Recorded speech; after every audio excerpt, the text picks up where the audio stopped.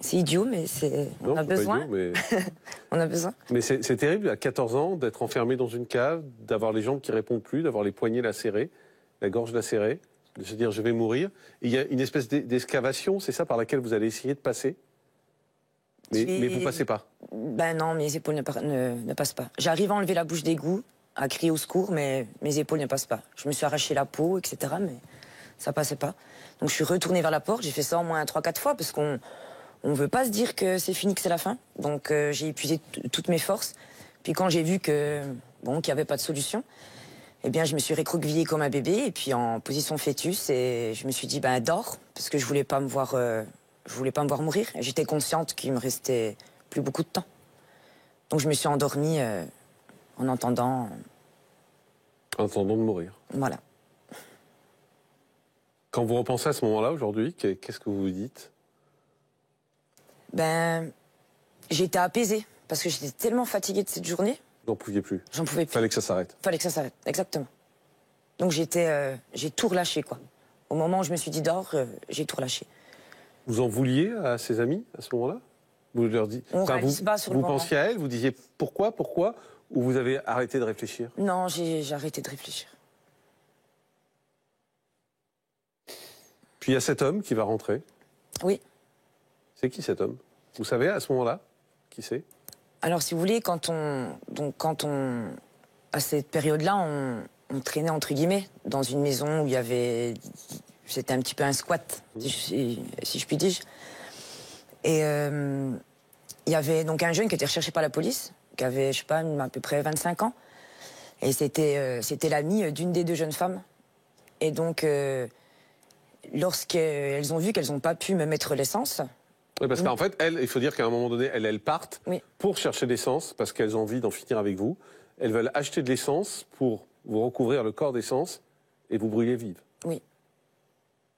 Mais elles n'ont pas réussi à trouver de l'essence, donc il y en a une des deux qui prend peur et qui se dit, bon, ben, c'est ma parole entre les deux. Et elle pensait que j'étais morte. Donc elle a voulu faire croire à mon secours. Donc le jeune homme est venu, il m'a porté, et quand il s'est rendu compte de mon état, je pense qu'il ne réalisait pas lorsqu'elle lui a expliqué que j'étais dans un état comme ça. Et bien il m'a dit, je suis désolée Kelly, il m'a reposé et puis il est parti. Mais heureusement... C'est-à-dire qu'elle l'a envoyé pour vous secourir, c'est ça, a priori? Oui, mais elle pensait que j'étais morte. Oui, elle pensait que vous étiez morte. Donc c'est lui qui aurait découvert le corps, en fait. Voilà. C'est ce qu'elle voulait. Voilà. Et lui a vu, il a vu que vous étiez vivante. Oui. Mais pourquoi il vous sauve pas? Parce qu'il était déjà recherché par la police. Il a eu peur. Il avait des soucis, je pense, voilà, dans sa vie par rapport à la justice. Et puis je pense qu'il a eu peur que je meure dans ses bras. Simplement, il va partir et il va laisser la porte entrouverte. Heureusement, oui. Il a fait exprès, vous pensez? Ah non, c'était dans la panique. J'ai entendu des cris, mais qu'est-ce que t'as fait? Il s'en prenait à elle. Il a pris peur, quoi. Il faut dire que j'étais vraiment dans un sale état. Donc je me rappelle avoir entendu qu'ils sont partis en courant. Puis j'ai trouvé, je ne sais pas où, mais les dernières forces pour réussir à ramper les escaliers, puis à ramper le jardin. Et vous arrivez au bord de la route. Voilà. Vous arrivez au bord de la route, vous vous effondrez. Bah, de toute façon, je ne marchais pas. Hein. Vous rampiez. Ah oui. Mais... Et à 20h, par chance, une voiture s'arrête. Non, justement, une voiture est passée, elle m'a évité. Ouais. Elle est partie. Donc, je ne sais pas pourquoi, on n'a jamais retrouvé cette fameuse voiture. Mais c'est donc un jeune homme qui allait chez un ami en face de cette fameuse maison, qui m'a trouvé par terre. Un jeune homme qui me connaissait et qui ne m'a pas reconnu sur le coup, qui m'a porté, qui m'a amené chez son ami. Et là, lorsqu'ils ont essuyé mon visage, ils ont reconnu que c'était moi. Ils appellent les secours, vous allez être à l'hôpital. Oui. Et vous allez faire 3 jours de coma. Oui. Alors, vous êtes donc dans le coma pendant 3 jours et l'histoire est tellement horrible et hors du commun que tous les journalistes se pressent alors pour obtenir des clichés de vous à l'hôpital. Et pendant ce temps-là, l'enquête avance et bientôt, vos tortionnaires vont être arrêtés. À Saint-Vite, alors que Kelly est encore entre la vie et la mort, la police est à pied d'œuvre pour retrouver ses agresseurs. Des auditions sont organisées et les empreintes sont relevées sur les lieux. Elles correspondent bien aux 2 jeunes filles dont Kelly a donné les prénoms au secours. Pauline et Mathilde sont interpellées au bout de 2 jours et placées en garde à vue. Devant les enquêteurs, elles avouent les actes de torture et la tentative de meurtre. Pire encore, elles expliquent avoir voulu brûler vive Kelly et faire ainsi disparaître les preuves.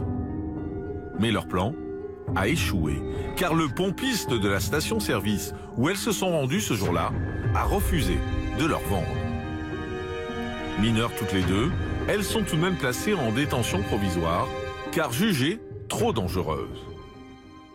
Leur procès s'ouvre le 29 avril 2003 devant le tribunal pour enfants de Besançon. Les deux tortionnaires de Kelly n'expliquent pas leurs gestes. Un moment difficile pour Kelly, qui ne comprend pas cet acharnement. J'essayais juste au tribunal de regarder mes amies et qu'elles me jettent un regard pour comprendre dans leurs yeux pourquoi est-ce qu'elles m'ont fait ça. Juste pourquoi. Parce qu'au jour d'aujourd'hui, je ne sais toujours pas le pourquoi. Au terme de 2 jours d'audience à huis clos, Pauline est condamnée à 5 ans de prison, dont 1 an avec sursis, et Mathilde à 5 ans de prison, dont 2 avec sursis. Le parquet fait appel et la sentence est encore plus lourde en 2004. Mathilde, diagnostiquée psychopathe, écope de 6 ans de prison, et Pauline, chez qui les experts ont décelé un dédoublement de personnalité, est condamnée à 7 ans de prison. Retour en direct sur le plateau de cette soirée spéciale consacrée aux ados tueurs. Kelly, pendant ce procès, vous les avez eus en face de vous? Oui. Vos 2 amis, je mets des guillemets, forcément. Qu'est-ce que vous ressentiez en les ayant face à vous? J'ai voulu être forte, je les ai fixés tout le long du procès. Et le procès a été très long. Ça a été sur 2 jours, de 8 h le matin jusqu'à minuit. Pas une seule fois j'ai croisé leur regard. Elles vous ont jamais regardé? Jamais. Elles ont jamais rien dit. Vous aviez envie de leur parler? Je sais pas. Déjà être là et oser les regarder droit dans les yeux, leur montrer que j'avais pas peur, c'était important pour moi à l'époque. C'était déjà beaucoup. Elles se sont comportées comment au procès? La tête baissée, le regard en bas. Elles se sont excusées? Non. Vous attendiez des excuses? Non, parce que j'aurais pas été prête à les accepter. Donc. Je trouve, maître Sandrine Pégan, que les condamnations ne sont pas énormes. 6 ans de prison pour avoir failli la tuer, c'est un miracle. Si elle est encore là, Kelly, et si elle est ce soir sur ce plateau, je trouve que c'est pas énorme. Je suis comme vous, je suis effarée par le quantum de la peine. Alors, je suis avocat, hein, j'aurais pu être l'avocat de la défense, donc des auteurs, puisque c'était dans le tribunal pour enfants. Déjà, c'est ma première interrogation. Pourquoi elles ont été jugées par un tribunal pour enfants et non pas la cour d'assises des mineurs? Donc, oui. Il faut savoir que c'est les premières filles mineures en France à avoir été en prison pour femmes. C'est pour ça qu'ils ont mis moins d'années. Oui. Après, en France, il faut savoir que le système judiciaire et le système pénal des mineurs est différent que la justice des adultes. Donc il y a une excuse atténuante de minorité qui fait que de toute façon, le tribunal pour enfants ou la cour d'assises des mineurs actuellement ne peut pas prononcer une peine supérieure à la moitié de la peine encourue par un majeur. Donc de toute façon... elles auraient pu avoir combien du coup là? Alors, la moitié de la peine d'un majeur, c'est-à-dire donc ça peut être jusqu'à 20 ans maximal. De toute façon, pour donc la elles auraient pu avoir mineurs. 10 ans maximum. Elles auraient pu avoir 10 ans maximum. C'est ça. Mais ce que je veux faire comprendre, c'est qu'aujourd'hui, c'est vrai qu'en France, c'est peut-être incompréhensible pour vous, parce que le quantum de la peine, il est vraiment pas énorme. 6 ans, et encore, heureusement que le parquet a fait appel. Mais c'est parce qu'en France, on se dit qu'un enfant qui est en conflit avec la loi, c'est un enfant, hein, à 13 ans, 14 ans, parce que c'était l'âge de vos auteurs, de vos agresseuses, c'est un enfant en danger. Donc la justice mineure en France fait qu'on est plus dans la réintégration de l'individu dans la société et non pas dans la répression, dans la sanction. C'est un peu difficile. La volonté de leur laisser une chance, en fait. Voilà. C'est des enfants. Ce sont des enfants à peine sortis de l'enfance. Même si c'est monstrueux ce qui a été fait. Et on se rend compte d'une chose, et je vais terminer là-dessus, c'est qu'il y a une mutation quantitative de la délinquance et de la criminalité des moins de 18 ans aujourd'hui. Et c'est pour ça qu'il y a eu une réforme de la justice pénale des mineurs qui d'ailleurs a fait l'objet d'une nouvelle ordonnance qui a été rendue en 2019. Kelly, comment vous avez vécu après le procès? Vous avez été satisfaite? Ou ça a été une descente aux enfers? On va dire que j'ai eu du mal à me remettre de cette histoire-là. Malgré le procès? Parce qu'on dit souvent que le procès, finalement, c'est le début pour recommencer à se reconstruire. Ça n'a pas été le cas. On va dire pour que vous. c'était une étape de plus que j'avais passée et qui ne serait pas à refaire. Parce que, bien sûr, c'est toujours inquiétant, hein. Tribunal, les revoir, etc. Mais